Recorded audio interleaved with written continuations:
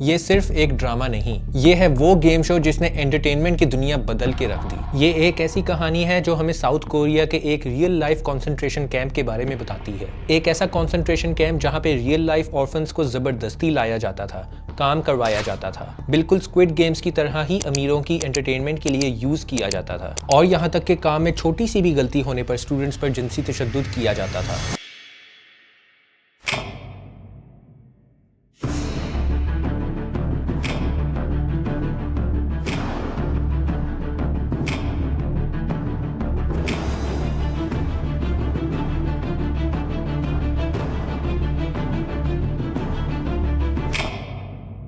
ये सिर्फ एक ड्रामा नहीं, ये है वो गेम शो जिसने एंटरटेनमेंट की दुनिया बदल के रख दी। वो ड्रामा जिसका सीजन 1 हिस्ट्री का most viewed fictional game show बना। Squid Game is not like anything else on television. Think Hunger Games meets Parasite, a gory dystopian thriller on track to be the most watched streaming sensation ever. लेकिन season 2 तो इतनी खामोशी से आया कि अपने launch वाले दिन डेली चार्ट्स भी नहीं टॉप कर पाया। ये है वो फिक्शनल गेम शो जिसने सिंगल हैंडेडली नेटफ्लिक्स को रिवाइव किया, और वो गेम शो जो मल्टीपल लोगों की मौत का सबब बना। वो डेथ्स जिनके बारे में आज भी इंटरनेट पर बात नहीं। हुआंग डोंग-ह्यूंग का बचपन से ही एक ख्वाब था, दुनिया के सामने एक ऐसी कहानी रखना जो दिल और ज़हन को हिला के रख दे। हुआंग एक जमाने में अपनी सिंगल मदर के साथ एक छोटे से अपार्टमेंट में रहता था। ये सुबह छोटे मोटे स्क्रीन प्लेस की स्क्रिप्ट लिखता था और रात को बड़े बड़े ख्वाब देखता था। हुआंग ने अपनी शुरुआती जिंदगी में गरीबी का सामना किया, यूनिवर्सिटी फीस के लिए छोटी मोटी जॉब्स की और अपने सपनों के पीछे दौड़ता रहा। इसे अपनी मेहनत का पहला फल साल 2014 में मिला जब उसकी मूवी मिस ग्रैनी एक नेशनल हिट गई। लेकिन हुआंग को पता था कि this is not the end, क्योंकि गेम अभी बाकी है।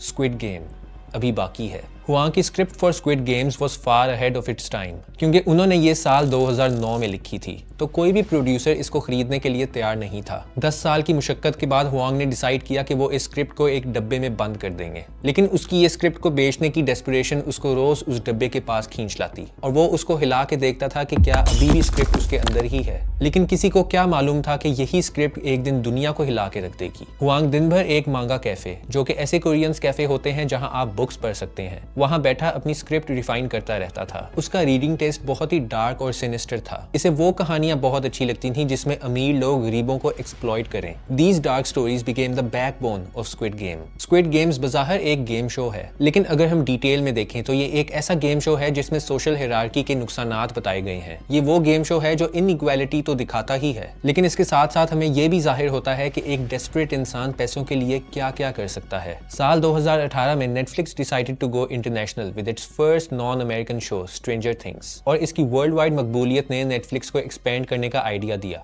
और उन्होंने साउथ कोरिया में अपनी ब्रांच खोल ली, जहां पे हुआंग की एक नेटफ्लिक्स एग्जीक्यूटिव किन मिन योंग के साथ मुलाकात हुई। Squid games was now official. लेकिन इससे पहले कि हम स्क्विड गेम्स की बात करें, हमें ब्रदर्स हाउस की बात करनी होगी। साल 1978 में डिसाइड हुआ कि 1981 के ओलंपिक गेम्स साउथ कोरिया में होगी। इस बात की खुशी लोगों को तो बहुत थी, लेकिन गवर्नमेंट के हाथ पैर ये खबर सुन के फूल गए, क्योंकि साउथ कोरिया की सड़कों पे जगह जगह गरीब, नशे के आदी और यतीम लोग होते थे। और अगर ये सब इंटरनेशनल मीडिया ने देख लिया तो ह्यूमन राइट्स की खिलाफ वर्जी करने पर साउथ कोरिया पर सैंक्शंस भी लग सकते थे। तो उस वक्त के साउथ कोरियन सदर ने ब्रदर्स होम बनाने का फैसला किया। टीवी पे ये ऐसे एडवर्टाइज किया गया जैसे गरीब लोगों के लिए फ्री में जन्नत, लेकिन असल कहानी किसी जहन्नुम से कम नहीं। पुलिस ने इन यतीम बच्चों और ज़ईफ बेगर्स को सड़कों से व्हाइट वैन्स में किडनैप करना शुरू कर दिया, वैसे ही जैसे असली स्क्विड गेम्स में दिखाया गया है। इन्हें एक ऐसे कैंप लेकर जाया जाता जहां 5 साल तक के बच्चों से चाइल्ड लेबर करवाई जाती थी। और याद रखें कि ये सब कुछ साउथ कोरिया की अपनी गवर्नमेंट करवा रही थी। गवर्नमेंट ने इस बंदे को यहाँ का मैनेजर चुना, मिस्टर पार्क। ये बंदा एक तीर से 2 शिकार कर रहा था। गरीब लोगों के गायब होने से सड़कें तो साफ हो रही थी, लेकिन इनकी लेबर के पैसे भी पार्क खुद रख लेता था। लड़कों का सर शेव कराया जाता और हर बंदे को एक नंबर अलॉट होता था, बिल्कुल स्क्विड गेम्स की तरह।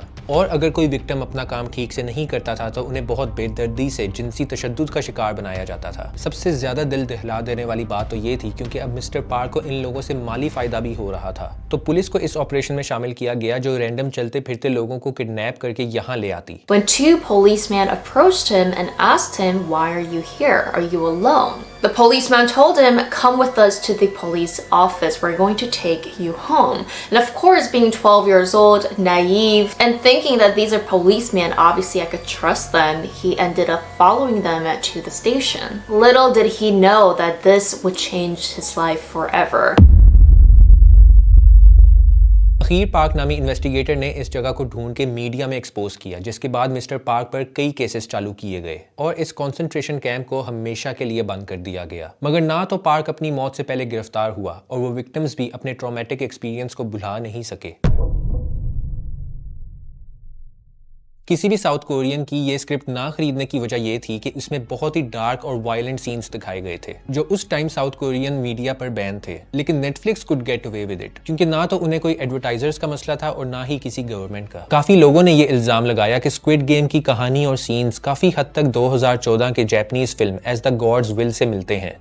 हुआंग डोंग-ह्यूक ने इन इल्जामात का जवाब दिया कि उन्होंने वो Japanese film as the gods will कभी देखी ही नहीं। उन्होंने बताया कि उनका कॉन्सेप्ट साल 2009 में लिखा गया था जब उन्होंने पहली बार स्क्विड गेम का आइडिया खुद डेवलप किया डार्क थीम्ड मांगा बुक्स से। मगर क्रिटिक्स का कहना यह था कि कुछ विजुअल्स और आइडियाज फिल्म्स और शोज की दुनिया में पहले भी दिखाए गए हैं। 17 सितंबर 2021 वो दिन जब एंटरटेनमेंट की दुनिया में एक धमाका हुआ।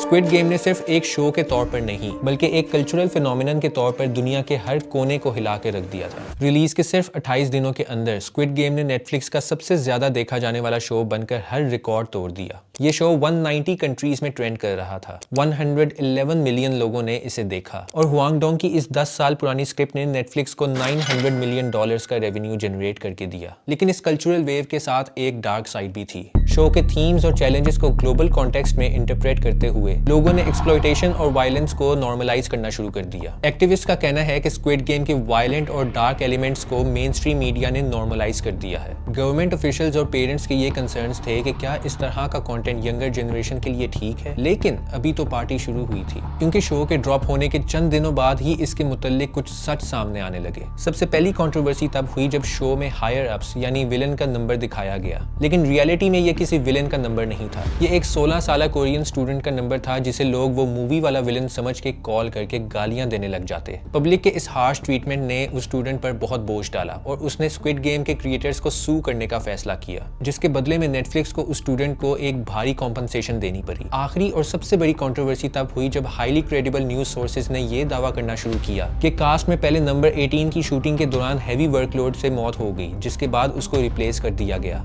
मगर सस्पिशियसली ये सारे आर्टिकल्स एक एक करके हटा दिए गए, बल्कि किसी भी न्यूज चैनल ने इन्हें ना तो हटाने की वजह बताई और ना ही नेटफ्लिक्स ने इन खबरों के झूठे होने का सबूत दिया। एक पॉसिबिलिटी ये है कि ये सारी खबरें एक अफवाह थी और इनके झूठे होने का पता चलने के बाद ये आर्टिकल्स हटा दिए गए, और दूसरी पॉसिबिलिटी ये है कि नेटफ्लिक्स ने इन सोर्सेज के साथ एक बैकडोर डील कर ली। स्क्विड गेम्स की मशहूरियत को देख के दुनिया के मशहूर तरीन यूट्यूबर मिस्टर बीस्ट ने अमेज़न प्राइम के साथ मिलकर अपना एक शो बनाने का फैसला किया।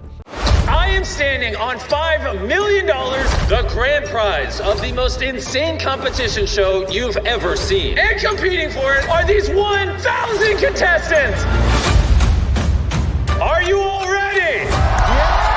द ओनली ट्विस्ट वॉज कि इसमें असली पार्टिसिपेंट्स होंगे, असली पैसे होंगे और असली स्टोरी होगी। नेटफ्लिक्स की बदकिस्मती ये थी कि उन्होंने अपना squid game season 2 beast games के साथ ही लॉन्च कर दिया। अब आप खुद ही सोच कर बताएं कि व्यूवर्स वो चीज़ देखेंगे जिसमें हर चीज़ स्टेज्ड है और वही चीज़ उन्होंने 2021 में पहले देखी हुई है, या वो एक ऐसा शो देखेंगे जिसमें हर चीज़ रियल है। यह है ट्रेंड चार्ट्स जो कि स्क्विड गेम्स का डाउनफॉल और बीस्ट गेम्स का राइज शो करते हैं। फिलहाल के लिए इतना ही। अल्लाह हाफिज़।